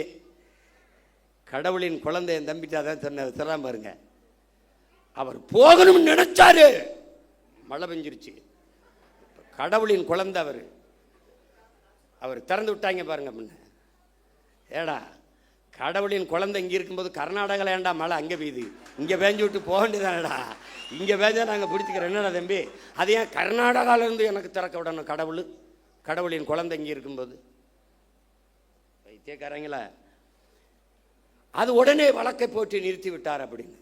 வழக்கை நான் போட்டு நீ வா, அப்போ அங்கே உச்சநீதிமன்றத்தில் போடு, நான் வரேன். கேட்கறதுக்கு பதில் தான் சொல்லணும். உடனே உங்களுக்கு மனச்சான்று இருக்கா? உனக்கு மனச்சான்று இருக்கா? உன்னால் காவல் நிலைய மரணம், இவனோட தம்பி உன்னை குறைச்சி சொல்கிறான். 60 நாள் 5 மரணம் காவல் நிலையத்தில் கார்த்தி சொல்கிறான். 5 மரணம். அந்த மரணத்திற்கு உங்களால் அடித்து கொல்லப்பட்டவனுக்கு அது அரசு வேலை கொடுத்துருக்கீங்களா? என்ன என்ன பண்ணிக்கிட்டு இருக்கீங்க? என்ன வேலை நடக்குது இதெல்லாம்? அப்போ அரசு பணி என்பதற்கு மதிப்பு எவ்வளவு? இவ்வளோதானா? இவ்வளோதான். குடிச்சு செத்தா அரசு வேலை, நடிக்கிறவரை பார்க்க வந்து செத்தா அரசு வேலை. அப்போ படித்தா தெருவில் நின்று கத்த வேண்டியதான் வேலை, இதானா? அப்போ தமிழ்நாடு தேர்வாணையத்தில் தேர்வு எழுதி தேர்ச்சி பெற்று வேலைக்காக பல லட்சம் பேர் காத்திருக்கானே, அவன் யாரு? ஆசிரியர் தேர்ச்சி பெற்று தேர்வில் தேர்ச்சி பெற்று பணி நியமனத்திற்காக காத்திருக்கானே, அவனுக்கு என்ன நிலைமை? பகுதி நேர ஆசிரியன் பணி நிரந்தரத்திற்காக காத்திருக்கானே, அவனுக்கு என்ன நிலைமை? 400 பேர் பொறியியல் படித்த பட்டதாரி வாயில் காவலர் வேலைக்கு விண்ணப்பிச்சு நிற்கிறானே, அவன் நிலைமை? எம்எஸ்சி எம்பிஏ படிச்சுட்டு டாஸ்மார்க்கில் வெறும் 7,500 ரூபாய்க்கு சாராயம் ஊற்றி கொடுக்குறானே, அவன் நிலைமை? அப்போ அரசுக்கு மரியாதை என்ன? அரசுனா என்ன? அதுக்கு என்ன மரியாதை இருக்கு? அப்போ தென் எந்த லெவலுக்கும் போ, எனக்கு ஓட்டு போடு போடாது போ. ஒருத்தங்க கேட்குறேன், கரூர் எப்படி நீ ஓட்டு கேட்டு வருவ? இப்படி தான்டா வருவேன், இப்படி தான் வருவேன்.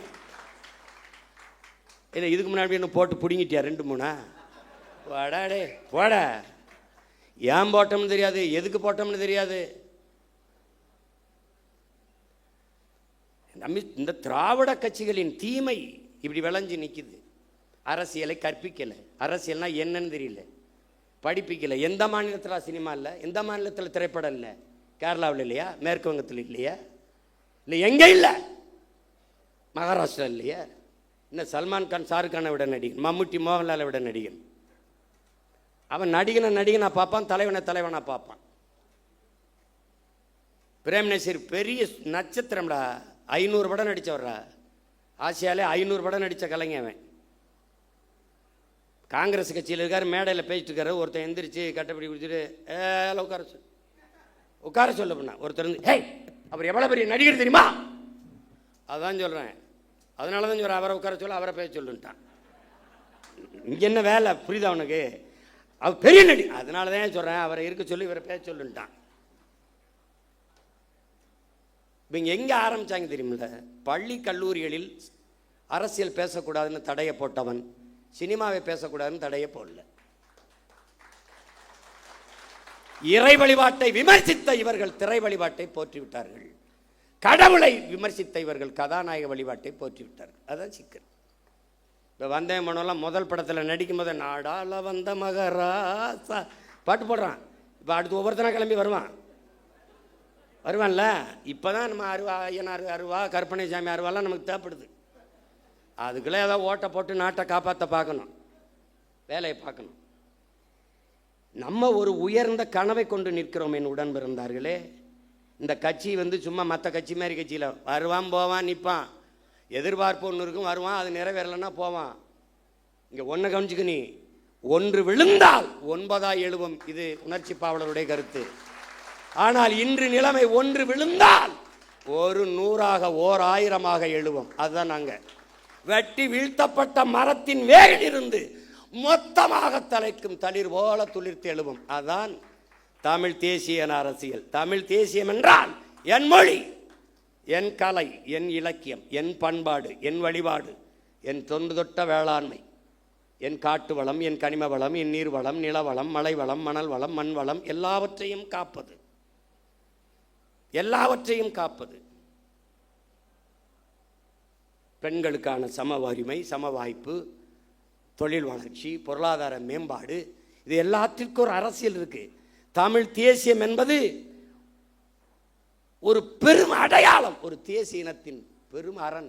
அது ஒரு கட்சி அதுக்கு வச்சிருக்க தமிழ் தேசியம் தமிழ் தேசியம் நினைச்சுக்கிட்டு கூடாது. இது ஒரு காப்பு அரண். இது ஒரு வேற்றுக்கிரக சொல் மாதிரி தமிழ் தேசியம் பேசுகிறார்கள். இது பாசிசம், இனவெறி என்று சொல்வான். நாம பேசுறது இன உரிமை அரசியல். அதை எவன் எதிர்க்கிறானோ அவன் தான் இனவெறி அரசியல் பண்றான். நாம பேசுறது இன உரிமை அரசியல். இல்லைன்னா 151 இடத்துல மருத்துவ படிப்பில் மேல் படிப்புக்கு இருக்கிற 151 இடத்த பறி கொடுத்துட்டு இந்த அரசு நிற்குது. நமக்கு அறிக்கை கொடுத்தா அதுக்கு நம்மளை திட்டுது. அப்போ எப்படி? அது எங்கள் ஐயா பொதுச்செயலாளர் சொல்கிற மாதிரி இந்த மேடை அரசியலுக்கு இதுக்கான மேடை அல்ல. அதுக்கு இன்னும் காலம் இருக்கு. நாங்கள் காத்திருக்கோம்.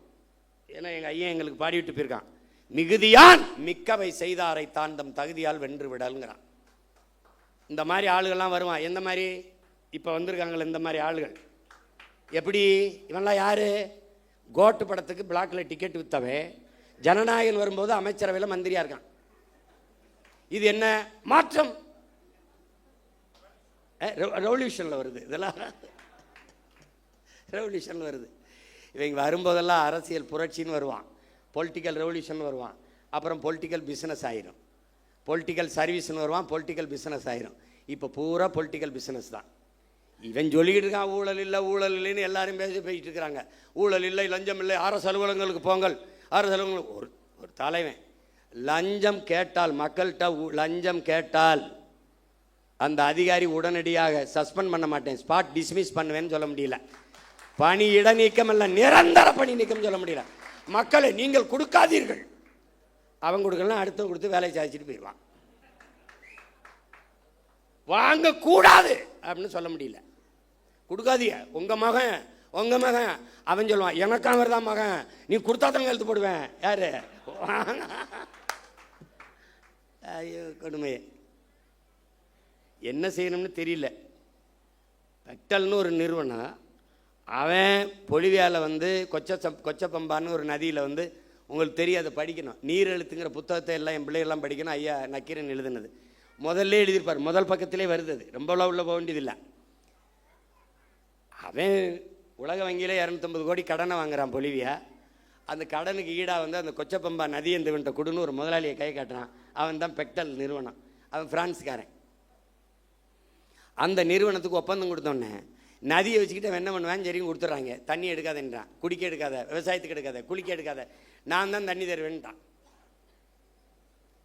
அப்புறமா போராட்டம் வெடிக்குது. ஐயோ பிரச்சனைன்னு அரசு கையெழுத்து போட்டு கொடுத்துருச்சா, ஒன்றும் செய்ய முடியல, முழிக்குது.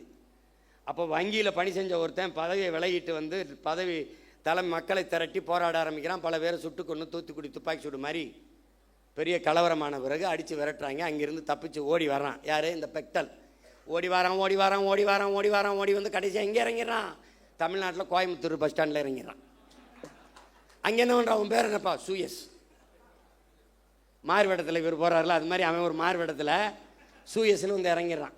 அதுக்கு 3150 கோடிக்கு ஒப்பந்தம் கொடுத்து, யாருக்கு? பிரான்ஸ்காரன் சூயஸ் நிறுவனம் தமிழ்நாட்டு மக்களுக்கு தண்ணி கொடுக்கறதுக்கு இந்த அரசுக்கு 3150 கோடி கொடுத்துட்டு, நான் உங்கள் மக்களுக்கு தண்ணி கொடுக்குறேன். எங்கேருந்து? பவானியிலிருந்து. ஏன் நதியிலிருந்து தண்ணி எடுத்து என் மக்களுக்கு கொடுக்க அவன் எனக்கு காசு கொடுத்துட்டு எப்படி? அதை நம்ம போராடி நிறுத்தி வச்சுருந்தோம். அப்போவே கேள்வி கேட்டு சண்டை போட்டேன் நான். அதை பெருமையாக பேசுனது அம்மையார் ஜெயலலிதா, பெருமையாக பேசுனது அன்னைக்கு இருக்கிற அமைச்சர் ஐயா எஸ்பி வேலுமணி அவர்கள். நாம் கேள்வி கேட்டோம். அதை விட்டுட்டு தவிச்ச வாய்க்கு தன் சொந்த மக்களுக்கு தன் தண்ணி எடுத்து கொடுக்குறத தவிர உங்கள் அரசுக்கு என்ன வேலைன்னு, இதுக்கு எதுக்கு இந்த பிரான்ஸ் கம்பெனிக்காரன் சூயஸ்? பதில் இல்லை. இப்போ இவர் வந்து சேலம் மாவட்டத்துக்கு, சேலம் மாநகராட்சிக்கு தண்ணி கொடுக்க 1200 கோடி பேசி 350 கோடி முன்பணம் வாங்கிட்டு சூயஸுக்கு கையெழுத்து போட்டு கொடுத்துட்டாங்க. இப்போ சேலம் மாநகராட்சிக்கு வேலை என்ன? அதை விட உங்களுக்கு என்ன வேலை? ரீல்ஸு. சொந்த மக்களுக்கு தவிச்ச வாய்க்கு தண்ணி கொடுக்கறத தவிர உங்களுக்கு என்ன வேலை? இதுக்கு வெளிநாட்டுக்கு நிறுவனம் ஒருத்தன் வரணும்னா உன் வேலை என்ன? அதுபோல் இங்கே இன்னொரு கவனிக்கிறது, கடல் நீரை குடிநீராக்கி கொடுக்க போகிறோம். ஒரு மடக்கு குடிக்கிறாப்ல, அது ஒரு ரீல். 50,000 கோடி. இந்த சுத்திகரிப்பு முறை அமெரிக்காவோட இருக்குது. காப்பிரைட்ஸ் அவனுடைய உரிமை, அவன் காப்பீட்டு உரிமை அவன்கிட்ட இருக்குது, பேட்டன் ரைட்டாக அவன்கிட்ட இருக்குது. ரிவர்ஸ் ஓஸ்மாசிஸ் முறையில் அதை சுத்திகரிக்கணும். நீ குடிக்கிற ஒவ்வொரு மடக்கும் அவனுக்கு காசு கட்டுற, இதை குடிக்கிறாரு. இப்போ 50,000 கோடிக்கு இந்த கடல் நீரை சுத்திகரித்து எங்களுக்கு கொடுக்க போறீங்களா? ஏற்கனவே அப்போலோ அக்வஃபனா கின்லே அவன் விற்றுக்கிட்டு இருக்கான், அவன் எங்களுக்கு தண்ணி கொடுக்க போகிறானா? இந்த சூயஸ் கொடுக்க போகிறானா? இது போக சல்ஜீவன் அவன் தண்ணி கொடுக்க போகிறானா? யாரா நீங்கள்லாம்? யார் நீங்கள்லாம்? யார்? ஜல்ஜீவன் யார்? ஜெகஜீவன் ராம் கேள்விப்பட்டிருக்கோம். அந்த ஜல்ஜீவன் 2 ஆண்டுகளாக நிறுத்தி வைக்கப்பட்ட ஜல்ஜீவன் திட்டத்தை நாம் இப்போது நிறைவேற்றியிருக்கிறோம். அதான் கேட்குறேன், ஜல்ஜீவன்னா யார்? எதுக்கு ஜல்ஜீவன்? இந்திய ஒன்றிய அரசு கொண்டு வருகிற இந்த குடிநீர் கொடுக்குற திட்டம் எங்கிருந்து தண்ணி டெல்லியிலிருந்தே வருமா? எங்கிருந்து எடுப்பான்? ஜல்ஜீவனை எங்கிருந்து எடுப்பான்? என் மண்ணிலிருந்து. என் மண்ணிலிருந்து என் மக்களுக்கு தண்ணி எடுத்து கொடுக்கறத தவிர உனக்கு என்ன வேலை? என்ன வேலை? இவன் குழாயை பதிச்சு தண்ணி கொடுப்பான், ஜல்ஜீவன். தமிழ்நாட்டு மக்களுக்கு தவிச்ச வாய்க்கு தாகத்துக்கு தண்ணி கொடுக்க வேண்டும் என்கிற தாகத்தோடு இருக்கிற இந்திய ஒன்றிய அரசு அதே தமிழ்நாட்டு மக்களுக்கு நதியில் இருக்கிற நியாயமான உரிய நதி நீரை பெற்றுத்தர முன்வராதது ஏன் என்ற கேள்வியை நீங்க எழுப்பல. காவிரியில தண்ணியை கொடுத்தாலே 13 மாவட்டம் கூட்டு குடிநீர் திட்டத்தில் நாங்கள் தண்ணி குடிச்சுக்கிட்டு இருக்கோம். எங்களுக்கு பாதி மாவட்டத்துக்கு தண்ணி போய் அங்கே அவனுக்கு பவானி இருக்குது, இங்கே தாமிரபரணி இருக்குது. காவிரி கூட்டு குடிநீர் திட்டத்தில் பாதி மாவட்டத்துக்கு முடிஞ்சிடும். நீ அதை பெற்றுத்தர ஏன் இந்த இந்தியா ஆளுகிற காங்கிரஸோ பாரதிய ஜனதாவோ வரவில்லை என்ற கேள்வி ஏன் நீங்கள் எழுப்பல? இந்த ஜல்ஜீவன் திட்டம் இப்போ போடுவேன், குழாயை போடுவான், எவ்வளோ நாளைக்கு கொடுப்பான்? எவ்வளோ நாளைக்கு? 6 மாதம், ஓராண்டு. அது குடிக்கிற தரத்தில் இருக்குமா? அந்த திறனில் இருக்குமா? அதுக்கு சான்றிதழ் யார் தருவா? குடிக்கணும். கொஞ்ச நாள் கழித்து காசு இல்லை, அப்போ என்ன பண்ணலாம்? தனியாருக்கு டெண்டர், ஒப்பந்தம். எப்படி? வியாபார விரிவாக்கத்திற்கு ஒவ்வொரு திட்டத்தையும் கொண்டு வந்து நீட்டுகிறார்கள், கையெழுத்து போடுற. ஐயாரியில் என்ன எதுக்கு நீ நாகர்கோயிலில் இது பண்ணுற? நாகர்கோயிலில் எதுக்கு அதை திறக்கிற? கன்னியாகுமரியில் போராடி தடுத்து வைத்ததை கையெழுத்து போட்டு திறக்க விடுறாரு. இப்போ மறுபடியும் நான் போகணும். கேரள முதல்வர் கடிதம் எழுதுகிறார், எங்களுக்கு கட்டுமான பணிகள் பாதிக்கப்படுகிறது, தடையின்றி மணலை அனுப்ப உதவுங்கள் என்று. எவ்வளவு எப்படி? ஏன்? மானங்கட்ட கூட்டமடா நம்ம. கேரளாவில் மழை இருக்குல்ல, அவருக்கு மணல் தேவை இருக்குல்ல, கற்கள் தேவை இருக்குல்ல, வெட்டிக்க. அதுவும் ஆத்தா மாறுனா இது என் ஆத்தா மாறல, என் தாயின் முளை இல்லையா அது? இதை எப்படி நீ ஏற்புற? இப்ப தெரியுதா எதுக்கு சீமானும் நாம் தமிழர் கட்சியின் தேவைன்னு? அங்க ஒரு மகன் இந்த மண்ணை, அது மலை அல்ல, என் தாயின் மாறென்று நேசிக்கிற ஒரு மகன் குடித்த மாறை அறுக்கிற பச்சை துரோகிகளடா இவங்க. பால் ஊட்டின தாயின் மாறை அறுக்கிற பச்சை துரோகிகள். எதையும் நம்மால் உருவாக்கி விட முடியும். மரங்களை வெட்டலாம், நட்டலாம், நீரை உறிஞ்சி வித்தால் சேர்க்கலாம், உலகஞ்சம் ஒழிச்சலாம். அந்த மாதிரி வெற்று வார்த்தை இல்லை, உண்மையிலே ஒழிக்கலாம். சிறந்த ஆட்சி கொடுத்துடலாம், வேலை இல்லை கொடுத்துடலாம், பசி ஒழிச்சிடலாம், எல்லாவற்றையும் சரி செய்ய முடியும். ஆனால் என் உடன் பிறந்தவனே, மலையை மணலை நம்மால் உருவாக்க முடியாது. இயற்கையின் அருங்கொடை. எல்லாத்தையும் ஆய்வு செய்கிற முதல்வர் இந்த பள்ளிக்கரணை ஏரிக்குள்ளே இறங்கி நடக்கலாமே, அந்த குப்பைமேட்டில் ஏறி நின்று அப்படி பார்க்கலாமே இல்லை? பட்டு வெட்டி பட்டு சட்டை கட்டி அதுக்கு ஒவ்வொரு நாளைக்கு ஒரு உடை வச்சிருக்காப்புல. அந்த காஸ்டியூம் டிசைனரை தான் தேடிக்கிட்டு இருக்கேன் நான். எப்படி இருப்பாரு? இந்த கொடுமையெல்லாம் பார்க்கறதுக்கு படமாக இருந்தே பதறாப்புல காமராஜ் படமாக இருக்கும்போதே பதறாப்புல. ஐயோ, அதில் இந்த ஓமந்தூரார் குமாரசாமி எல்லாம் அப்படின்னு. சரி, நமக்கு ஒன்று தான் இருக்குது. நீ எதை பற்றியும் கவலைப்படாத. களமும் காலமும் நம்ம கையில் தான் இருக்குது.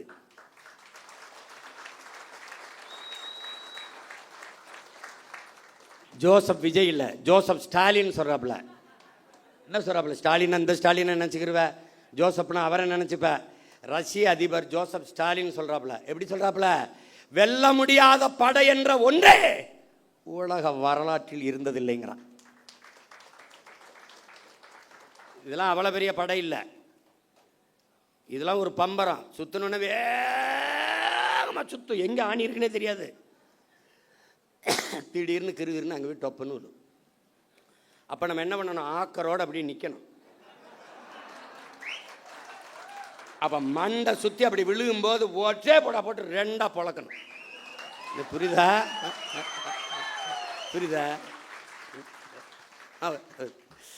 இருக்குப்ப இடைத்தேர்தலை எப்போ வைப்பாங்கன்னு நானும் வெறியோடு தான் இருக்கேன். அவர் வெறி கொலவெறி கொள்ளவெறின்னு இருக்கேன். ஆமாம், எல்லாம் ஒரு தடவை ஜிம்முக்கு போகிறதுக்கே தினம் மாலை காலை 2 வேலைங்க. அவன் அந்த பயிற்சியாளர் அந்த மாட்டுக்கறி கோழி வேணாம், இப்போ என்னதான் சாப்பிட சொல்கிறேன், ஐயோ மாட்டுக்கறி அந்த மசூல் பில்ட் பண்ண தானே தேவைப்பட்டு இது பண்ண என்னையா பெரிய கொடுமையாக இருக்குது, படாத பாடு பட்டுக்கிட்டு இருக்கேன், கொலவெறியாக இருக்குது. ஒவ்வொரு தடவையும் பண்ணும்போது இவ்வளோ கஷ்டப்பட்டு எனக்கு கராத்தை பயிற்சி கொடுக்கும்போது இந்த இப்படி நின்றுக்கிட்டு 100 பஞ்சடிமா அப்போ அடிச்சுக்கிட்டே இருக்கும்போது இப்படிலாம் கற்றுக்கிட்டு போய் ஒருத்தனை அடிக்கணுமான்னு ஒரு கோபம்லாம் தணிஞ்சிடும். இவ்வளோ கஷ்டப்பட்டு பயிற்சி எடுத்து இந்த வேணை போய் அடிக்கிறதா அப்படின்னு அது மாதிரி வெறியாகிக்கிட்டு இருக்கு. பார்த்து என்ன பண்ணுறேன்னு எனக்கே தெரியாது. உங்களுக்கு புதிதாக இந்த படையில் இணைகிற நீங்கள் கட்சி தொண்டன் என்பதை மறந்துடணும். நீங்கள் ஒரு கட்சியில் இணையலை, நம்மெல்லாம் இணைந்து தமிழ் தேசினத்திற்கென்று ஒரு அரசியல் படையை உருவாக்குகிறோம். தலைவன் தொண்டன் என்பது இந்த கட்சியில் கிடையாது. அண்ணன் தம்பி சித்தப்பன் பெரியப்பன் மாமச்சான் தான். இது தேசியன மக்கள், நமக்குள்ள ஒரே உறவு, தமிழ் தாயின் பிள்ளைகள் நாம். இதை தெளிவாக்கணும். ரெண்டாவது, நீ எங்கே இருக்கியோ அந்த இடம் நம்முடைய கோட்டையாகணும். நீ எங்கே வாக்கு செலுத்துவியோ அந்த வாக்ககம் என்னுடைய இலக்கு, என் வாக்ககத்தில் வெற்றி வாக்கு. அதை நீ முடிவு பண்ணிக்கணும். உனக்கு நாடங்கள் வேலை கிடையாது. உன் தொகுதி, உன் ஊர், அதுக்குள்ளே தான் வேலை. உன்னை மாதிரியே உணர்வுள்ள 10 வீரர்களை இணை, அவ்வளோதான் உன் கடமை முடிஞ்சிருது கட்சிக்கு. தீக்குச்சி இல்லாமல் தீபங்கள் இல்லை. ஆனால் யார் தீக்குச்சிங்கிறதான் இங்கே பிரச்சனை. ஒரு தீக்குச்சி ஒரு விளக்கை கொளுத்தும், அது அணைஞ்சிரும். ஆனால் அந்த விளக்கை வச்சு 1 லட்சம் விளக்கை கொளுத்த முடியும். இப்போ நீங்கள் கொளுத்துங்க. புரட்சி என்பது எப்போதும் காய்ந்த சருகுகளாக ஒவ்வொரு மனிதனின் காலடிக்கு கீழே காத்து கிடக்கிறது ஒரு தீக்குச்சியின் உரசலுக்காக அப்படிங்கிறான். இப்போ கையில் இருக்கு தீக்குச்சி, காஞ்ச சருகு இருக்குது, கொளுத்தி விடு, பற்றி எரியும். நீ எதை பற்றியும் கவலைப்படாத. இந்த ஆட்டம் நம்மளுடையது, கை மாறி இருக்கு. இப்போ அடுத்த சுற்று வரும்போது நம்ம கைக்கு வரும் தைரியமாக இருக்கு. நம் மாற்று என்பது கோட்பாட்டளவில் திராவிட இந்திய சித்தாந்தங்கள் தத்துவங்களுக்கு எதிராக கோட்பாட்டை கட்டி எழுப்பினது நாம் தான்.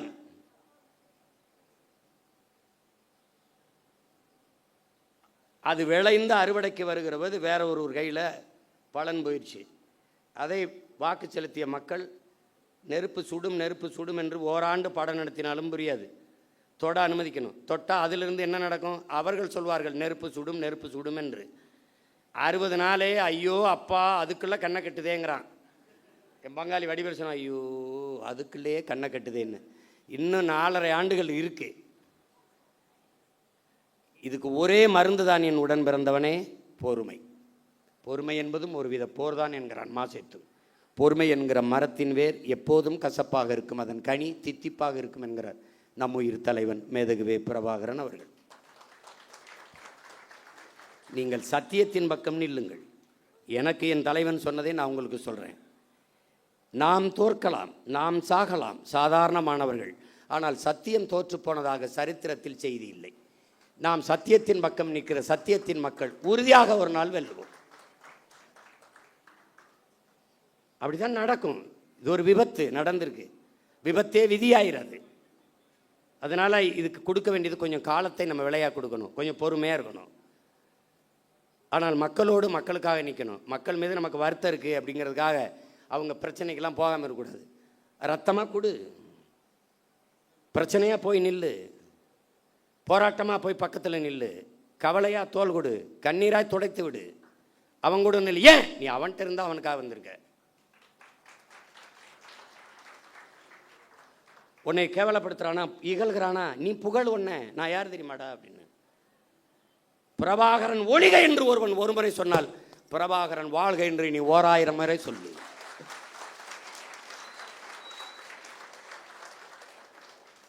நீ சொல்லு. நம்ம வந்த பிறகுதான் இன்னைக்கு பொதுக்கூட்டத்தை எப்படி நடத்தினோம்னே மற்ற கட்சிகள் கற்றுக்கிட்டு செய்யுது. பார்க்குறீல்ல, எந்த கட்சி வந்தாலும் நாம் தமிழர் கட்சியை கொடிக்கொடையில் பாராட்டுவதற்கு காரணம் நாம் ஒரு முடிவெடுத்தோம். சாதிக்கு ரத்த வெறி உண்டு, ரத்தத்திற்கு சாதி வெறி கிடையாது. எவனும் மருத்துவமனையில் போய் இந்த சாதி ரத்தம் இருந்தால் எனக்கு ஏற்றுங்கன்னு சொல்கிறதில்ல, ரத்தம் கொடுங்க தான். அது எவன் ரத்தமாக இருந்தான்னு. அதனால தான் நாம் ரத்தம் சிந்தி நம் இன விடுதலைக்கு போராடியதாலேயே ரத்தத்தை கொடையாக கொடுத்தோம், உறுப்புகளை கொடையாக கொடுக்குற வழக்கத்தை தொடர்ந்து செய்து வருகிறோம். எத்தனை ஆயிரக்கணக்கான மரக்கண்டுகளை இந்த மண்ணில் நட்டு வளர்த்துருக்கிறோம். இதெல்லாம் நாம் பெருமை பேசுவதற்கல்ல, பிறவி கடமை. அதனால் நாம் செய்கிறோம். அதை புரிந்துக்கணும். இந்த படையில் இணைக்கும் போது நீ ஒரு பகத்சிங், இளைய புரட்சியாளன் பகத்சிங் அவனை உருவகப்படுத்திக்க. நீ திலீபனை போல ஒரு வீர போராளியை போல உன்னை நீ உருவகப்படுத்திக்க. சாதாரணமாக நின்று வாழ்க ஒழிக கோஷம் போடுறது இங்கே பழக்கம் இல்லை. வாழ்க தமிழ் தாய், வாழ்க தலைவர் பிரபாகரன், இப்படிதான் நீ பேசி கற்றுக்கணும். மற்ற கட்சிகள் மாதிரி நாம் தமிழர் நாம் தமிழர் டிவிக்கிற வேலையெல்லாம் நீ நிறுத்திடணும். இங்கே அந்த வேலை கிடையாது, புரியுதா? அதெல்லாம் கிடையவே கிடையாது. வாழ்கவென்றால் தமிழ் தாய் வாழ்க, தலைவர் பிரபாகரன் வாழ்க. முழக்கம்னா அப்படி தான் போடணும். இங்கே இராணுவ கட்டுப்பாடு இருக்கணும், ஒழுங்கு இருக்கணும். அண்ணன் வரும்போது முன்னாடி நின்றுக்கிட்டு கையில் வண்டியில் போயிட்டு இப்படி கை காட்டுறது போக்குவரத்து காவலர் வேலை உனக்கு கொடுக்கப்படல. நீ பேசாமல் போகணும். நான் பாட்டுக்கு வருவேன். நீ எழுதி வை, அண்ணன் முதலமைச்சர் ஆகிட்டா ஒரு வண்டி ஓடாது, என் வண்டியில் தான் வருவேன். நான் பாட்டுக்கு வருவேன், நிறுத்தத்தில் நிற்பேன், போவேன். இந்த மாதிரி கான்வாய் வருது, புரோட்டோக்கால், ஆட்டுக்கால், பாயாலாம் கிடையாது. நீ போய நான் வருவேன். போய எனக்கே பாதுகாப்பு இல்லை, நாட்டுக்கு என்ன பாதுகாப்பு? நான் தான் என் நாட்டுக்கே பாதுகாப்பு. போய அவர் அங்கேருந்து கிளம்புறதுக்கு ஒரு 2-3 மணி நேரத்துக்கு முன்னாடி சாலையில் எங்களை நிறுத்திடுறாங்க, குறுக்க கயிறை கட்டி. அண்ணன் வந்தோடனே இந்த போலீஸ்லாம் பாம்பத்துக்கு திரும்பிக்கிறது, ஏதாவது கேட்பாரோன்ட்டு. என்ன பண்ண பூரா தங்கச்சி தம்பி என்னன்னு நான் நின்றுக்கிட்டே இருக்க வேண்டியது இருக்குது. போகிறவரெல்லாம் பாவமாக இருக்குது. பள்ளிக்கூடத்து பிள்ளை இங்கிட்டு இங்கிட்டு கடக்கிறதுக்கு ஒரு கயிறை குறுக்க கட்டிப்பிடுறாங்க. இதை இவங்களை ஒழிக்கணும்டா, இவங்களை தொலைக்கணும். கொடுமையாக இருக்கு. இந்த 3ஆம் தேதி ஒரு ரீல் போடலாம்னு இருந்தாப்புல, அதுக்குள்ளே அவன் சிவகுமார் வந்தால் கலவரம் வந்தால் நான் பொறுப்பு இல்லைன்ட்டாப்புல. அதை மழை பெஞ்சிருச்சே, திறந்து விட்டாப்புல, பொறுக்கலை. இவங்க நாடகம் ஜெயிக்க முடியலன்னு பெஞ்சு விட்டாப்புல. அதனால் இது முதல் சந்திப்பு தான். நம்ம இன்னும் நிறைய சந்திச்சு பேசுவோம். பல ஊர்களிலிருந்து உணர்வு எழுச்சியோடு வந்திருக்கிறீங்க. நம்ம தேர்தலில் தான் தோற்றுக்கிறோம். அவர்கள் சொல்கிறபடி வெற்றி தோல்வி அதில் அவர் அதிகப்படியாக வாக்கு வாங்கியிருக்கிறார்கள். அதை மக்களின் நம்பிக்கைன்னு கூட வச்சுக்கலாம். நமக்கு நம்பிக்கை நம்ம மீது குறைவாக இருக்குது. அது அவ்வளோதான். இந்த தடவை நம்பிக்கை இல்லாத அடுத்த தடவை இந்த பிள்ளைகளுக்கு வாய்ப்பு கொடுக்கலாமுங்கிற எண்ணம் வர நம்மளால் வைக்க முடியும். நம்பிக்கையோடு களத்தில் நில்லுங்கள். ஒன்று தான் உங்கள் அண்ணன் உங்களுக்கு சொல்லுவேன். நீங்கள் இந்த மண்ணுக்கும் மக்களுக்கும் இந்த மொழிக்கும் இனத்திற்கும் உண்மையாக இருங்கள்.